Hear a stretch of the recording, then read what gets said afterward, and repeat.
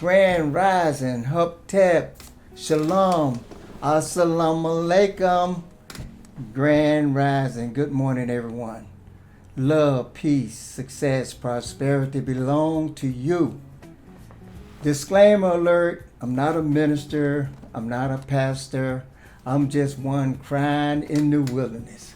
So this morning, I want to talk to you a little bit about why that I wrote the book, How to Activate the Hidden Power of God in You, and why I was motivated for that title and how it become. So today I'm going to read. I'm not coming off the top of my head. I'm coming straight from the King James Version of the Bible, and I also going to talk about the short version of the universal laws and moral and natural laws. And I want to read something from Dr. Denison. Marvel Denison wrote and published a small book called Motivation with Color Power. I haven't been able to find this book ever.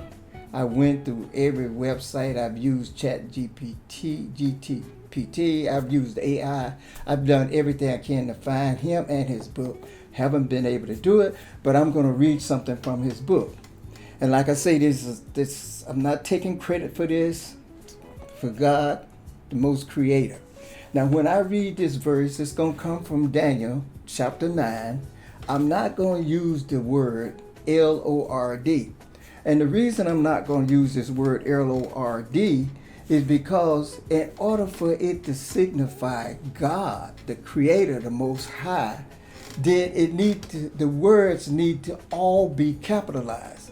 So when you're reading the King James Version, so much has been translated out of the original tongue to what they understood at the time, they forgot to write Lord in large capital letters. All right. So disclaimer, I'm not a minister, I'm not a pastor, just giving information on how I became to write this book, How to Activate the Hidden Power of God in You, and how it gave me favor. And this is more like not belief system, but more on a metaphysical spiritual system where I know and I've had experiences, and I'll tell you a little bit about the experiences at the end of this reading. So let's first start with Daniel chapter 9.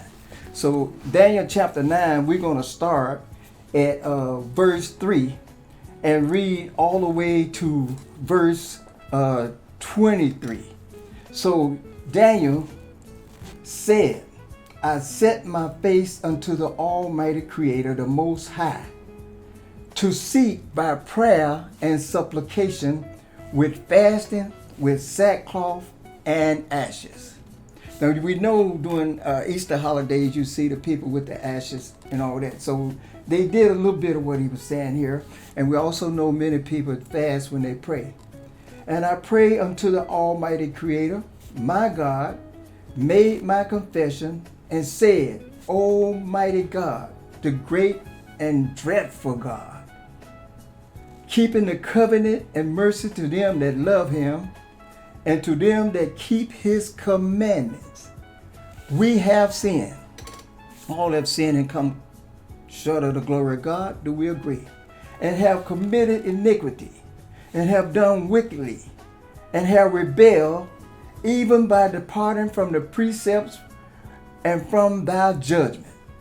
Neither have we hearkened unto the servant, the prophet, which spake in times in the name of our kings, our princes, and our fathers, and to all the people of the land, to all the people of the land. Almighty Creator, the Most High, righteousness belong unto you, but unto us confusions of faces. At this day, believe me, we're in confusion. To the men of Judah, and to the inhabitants of Jerusalem, unto all of Israel that are near, and that are far off, through all the countries whether thou hast driven them, because of their trespasses that they have trespassed against me, said the Lord, said Almighty Creator. O Most High God, to us belong confusion of face, to our King, to our Prince, to our fathers, because we have sinned against thee. To the Almighty Creator, the Most High God, belong mercy and forgiveness, though we have rebelled against him. Neither have we obeyed the voice of the Almighty Creator to walk in his laws, which he set before us by his servants, the prophet. Yea, all of Israel had transgressed thy laws, even by departing, that they might not obey thy voice. Therefore the curse is poured upon us, and the oath that is written in the law of Moses, the servant of God, because we have sinned against him. And he has confirmed his word, which he spake unto us, and against our judgment that judge us, for bringing upon us a great evil. For under the whole heaven has that not been done as had been done unto Jerusalem, chattel slavery. And as it is written in the laws of Moses, all this evil is come upon us.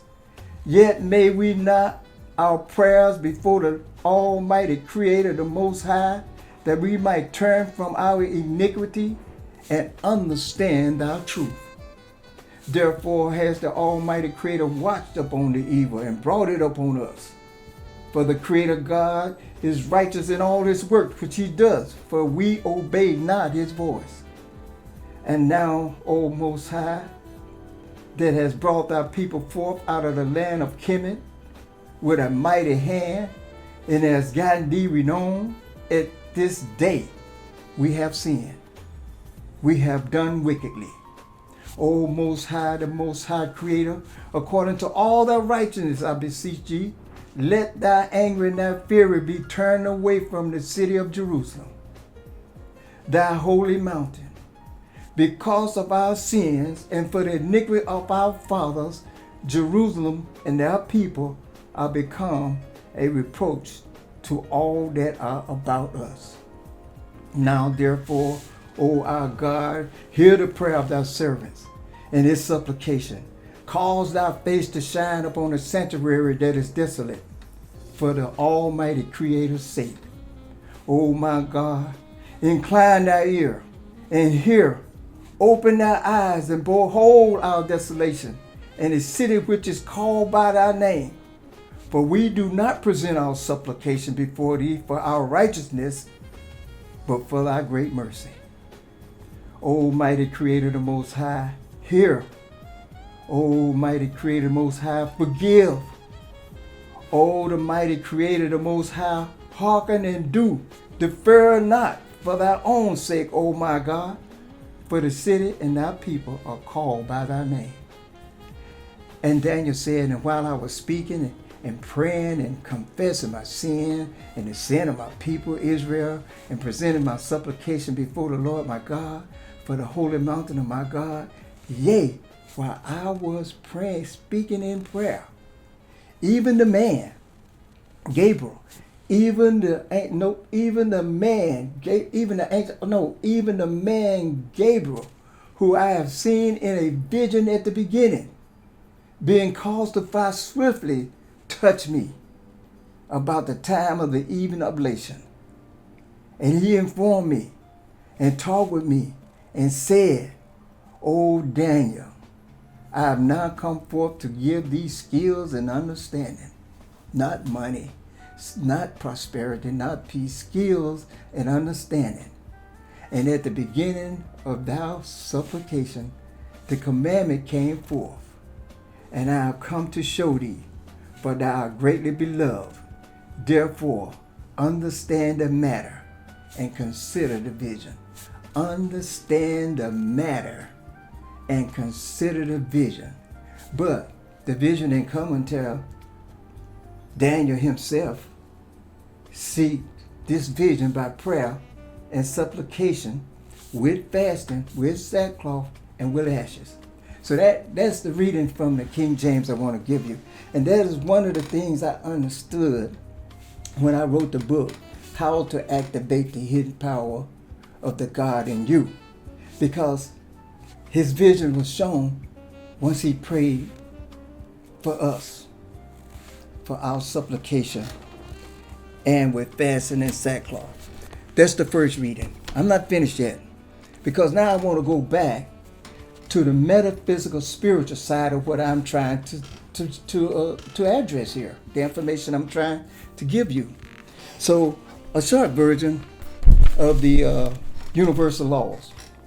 How energy, thought, and action influence our reality and reveal principles that's interconnect, vibrations and balances that help us lower and attract positive experiences. So the first law is the law of divine oneness. Everything is connected. Yeah, our thoughts, our actions, and events impact everything around us. Everything. As if you think of, I have a lot of spider webs around my home, and I see, when I look at this big, long spider web, I said, what's holding that spider web up there? So I see three, maybe four strands sometimes holding a big spider web. So those 4 strands affect the whole of the spider webs, and it catches everything that come within its reach. Then there's the law of vibration. Everything has a vibration. Every single thing, the wood, the rocks, has vibration. Even our thoughts and feelings emit frequencies that attract similar energy. So we have to understand we are vibrating in the universe like everything else. As the earth wobble and turn and speed up, and it's affecting us. The vibrations are affecting us mentally, physically, and spiritually. The law of correspondence is the third law, where patterns repeat throughout the universe. Patterns repeat throughout the universe. Understanding these patterns help us to see a bigger picture. The law of attraction. The law of attraction, like positive or negative thoughts bring corresponding experience. Then we can go back a little bit to the law of vibration. Negative thoughts lowers your frequency. Positive thoughts increase your frequencies. So when you're teaching, then you want to always try to stay as positive as you can with everybody, the righteous. You know what? Every human being, regardless of color, regardless of ethnicity, regardless of culture, regardless of belief, to always stay positive with humans. The law of inspired action. Taking action towards your goal is essential, and it aligns your energy with your desires. So every single day, take some small step towards what you desire in your reality. The law of perpetual transmutation of energy. Every energy is constantly changing. We're in a changing energy precepts right now, but we can transform negative energy into positive energy. Understand that one. The law of cause and effect. The 7th law. Every action has a consequence. Our choices shape our reality. The choices we made for the last couple of days, I have been talking about choices. I was put down by lifting heavy weights. I didn't think I was going to be ready for a week. And something come to me while I was praying and meditating, said, go out there and walk a mile. I did 3 miles. And I feel great. I got up this morning and worked out again. The law of compensation. We receive what we give. Our efforts are rewarded in various forms. The law of relativity. Everything is relative. Our experience are shaped by our perception and comparison. And this is what I'm going to talk about a little bit at the end of the reading. The law of gender. Both masculine and feminine energy exists in all things. And balance is the key to harmony. Did you know? I mean, I took the biology course, and when a professor say, hey, Max, and not just me, he was teaching that most males have about 15% of the female, and most of the females have about 15% of the male because of the XX and XY chromosome. But that was his teaching. And then you have the law of rhythm. Everything has a natural cycle. Understanding these rhythms help us navigate life. And the law of allowing, which some call the law of polarity, and accepting what is allowed for growth and change, and resisting create struggle. So right now we are going through a cycle of growth and change. It's a new system that's being transformed, and transpiring in us in America and throughout the world. And if we fight and resist against these changes, it creates struggle for us. So we have to find our perch in what's going on today. We have to continue to be positive, because remember, your positivity raises your frequency above the negative stuff that's going on around you. So so then we understand that when you show daily gratitude, it becomes the building block for the messengers in the body. These include your hormones, your enzymes, your immune cells, and your neurotransmitters in the brain. I just had to throw that out there. And then I have one more thing I want to give you in this reading today, because this is a day of reading. This is a day of coming. I'm not taking reference from this. Now this right here, for people that know me, knew I went to several universities. I went to 4 universities and got associate degrees from 2 different colleges, associate degrees. And I went to several universities. I did a year at the University of Chicago, Illinois Circle. I did a year at the University of Little Rock, University of Arkansas at Little Rock, and I graduated from the University of Mercer here in Atlanta. And several trade schools and certificates and stuff. But this is one of the most important things, and I've had this. This is a 43-year-old book, very rare, self-published by Dr. Denson. You're probably not going to find it, and I'm one of the few people that has this book. But I want to read something for you about the chakras, because I said I was going to talk a little bit about the chakras, but I'm going to only talk about this one chakra, which is the root chakra. And the root chakra is located at the base of the spine. And it is considered a chakra of self-preservation, and emit the energy of life force, the center of the reproductive organs. And it creates the need for preservation of life and survival of life. It is activated and represented by the color red. And the key word for this chakra is creativity. And what we want to look at here is, because I'm going somewhere with this, is the color red. So now we're getting ready to talk about what Dr. Denson say about the major color red. And like I say, if you can find this book, this would be a great book for you to study meditation, how to open the chakras, how to open the energy system. And again, it's a self-motivation with color power by Marvell Denson, D.D. If you can find it, God bless you. But this is what Dr. Denson said. He said the color red, the major color red. He said this color activates the energy center located at the base of the spine that we just talked about. This calls you to be the type of individual who is very strong-willed, assertive, a born leader, and with your unquenchable curiosity, it makes you very receptive to new creative ideals. Now, who you know that always have red on everywhere they go, every time you see them? I'm gonna let you answer that. Who you know that has red on everywhere they go, and every time you see them on TV and speeches, and even got a red symbol with a hat. Well, that's another story. But let's go on and talk about the red. And it says right here, it makes you very receptive to new or creative ideals. You are at your best when you have a definitive direction or goal. Now I'm going somewhere with this, and you have to pick it up on your own.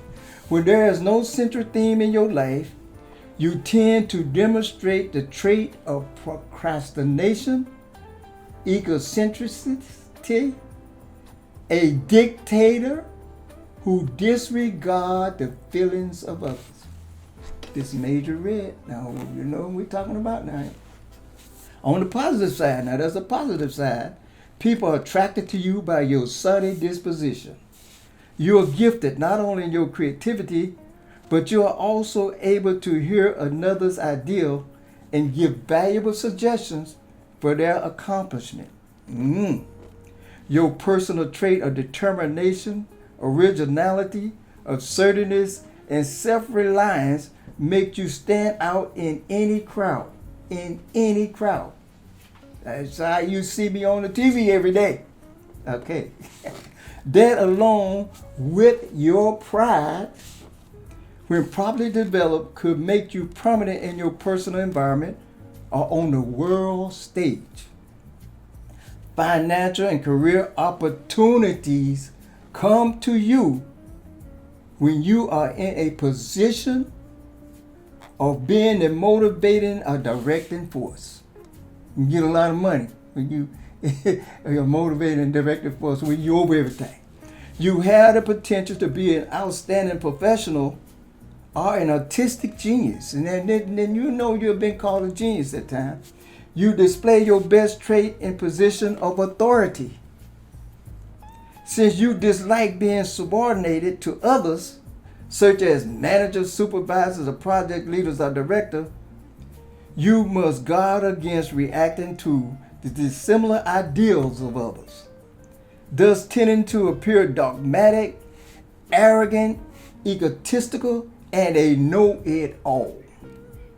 Use each opportunity as it comes in your most creative manner, for you are capable of great achievements. Will you do that? With this in mind, proceed on to your minor color. I'm not going to read this whole book to you in the minor color. Now, let me get you to understand something. The reason I wrote the book, How to Activate the God in You, because it was activated in me. I'm going to tell you one experience I had in Vietnam. I was in combat, Vietnam. I was a combat veteran. I was in combat 11 months and 22 days of straight combat. My squad, I was a squad leader. My squad, they didn't even tell us, oh, there's a such thing as a R&R. You know, if you're there 6 months, then you know you are eligible for an R&R. But we didn't get the memo. We fight every single day. We didn't get numb by combat. So if we're not fighting, we are looking for a fight. We are begging for a fight. We are searching for a fight. We are actually volunteering certain missions for a fight. They're thinking we're going to get in some kind of contact with the enemy. So we were sitting there, a lot of people that was in Vietnam at my age, I'm 76 years old. Well, there was a place called the French Graveyard, where the Viet Minh overran the French as they was trying to leave Vietnam and killed about 2,000 of their soldiers. And they took them to the top of what we call Mang Ye Path. That's one of my strong point areas.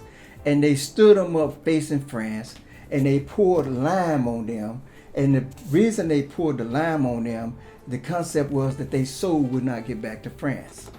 So we like going up on the Mang Ye Pass, up on the mountain, Central Highland, because it was the highest point. And we like going up there because we didn't have to worry about, getting hit up there. This was a safe spot, even though it was a dangerous spot getting there. So this day, it was hot. It was like 130 degrees. And now Hunter was talking about, oh, you GIs are burning up. You're not going to get no heat. So I never played a guitar in my life, but one of my drivers, a young white guy, because we was all young, like 19 years old, from Virginia. He said, hey, Mac, play the guitar. I started playing the guitar, and they said, man, we didn't know you could play the guitar. I'm just framing and stuff, and at the same time, I'm singing and praying for rain. Come on now, I'm singing and praying for rain. It's 130 degrees, we at the top of the mountain in the sun. and sure enough, a cloud came over and it rained. And as the cloud dissipated going down in the valley, it just dissipated. Right, it did. And I'm saying, what was that? And we saying, what was that? So we didn't tell nobody that evening. We went on down. And so I got kind of close to the guitar, and I played it all the time. I was there when I needed, some solace. And that was my first experience with the metaphysical part of the spiritual world, where the actual elements change. And I don't, to this day, and I'm not Jesus or I'm not Yahshua or nothing, I never thought, but I knew that my mom was praying for me. And that's made me pray even more, even though I wasn't deeply religious or anything like that. There was 4 incidents. I'm going to tell you about the second incident. The second incident is when I got back from Vietnam. When I got back, because we was using so much different drugs and speeds throughout Vietnam and in Germany, I didn't know I had a drug problem. So I had this $400-500 a day drug problem, hustling every day. I had promised myself I wouldn't kill an American, regardless of what color they were. I wouldn't rob from the poor or steal from the poor. So I had to hustle from other ways, other means of hustle. I mean, the people would get their money back or insurance, but I just could rob or take from another person like that. But my girlfriend at the time, we was all on drugs. So the judge, every time I would get busted, most of my crime was like misdemeanor type crimes, getting caught with the needles, getting caught with drugs, just personally for myself. And so every time I went to court, the judge would give me, because he knew I was a Vietnam veteran, he would give me a rehab, a 90-day rehab. So about the third, I never would go to the rehab. About the third or fourth time, he said, "Well, Mac, you get 90 days. If you don't want to go to rehab, I'm gonna give you rehab in county jail." And so I'm in county jail for 90 days. My friends and my girlfriend out, and she ended up in jail while I was coming out of jail. We actually passed each other, but she never made it out of jail. Some type of way, she ended up dead in jail. I never knew what happened. No one never could tell us what happened. So I was so heartbroken just getting out. So I went to this home we had leased, beautiful home we had leased, and I went got me some drugs. And I sit there all alone by myself. Didn't nobody know, everybody looking for me. And I did the drugs, and I OD'd. I OD'd right there in that living room and woke up 3 days later.